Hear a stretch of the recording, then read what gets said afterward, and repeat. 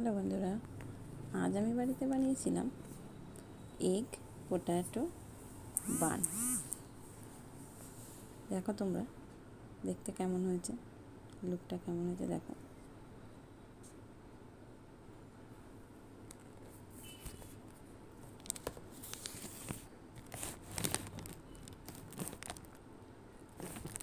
দেখতে কিন্তু দারুণ হয়েছে।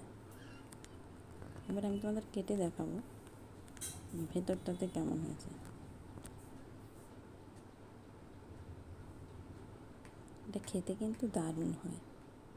আমি বাড়িতে আগেও বানিয়েছি অনেকবার, আজ আবার মেয়ের আবদারে বানালাম এগ পোট্যাটো বান।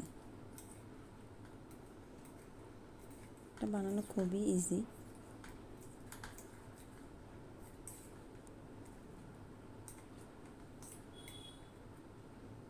দেখো একটু তলায় আসতে ধরে গেছে, তাই একটু ছুরি দিয়ে ছাড়িয়ে নিতে হচ্ছে।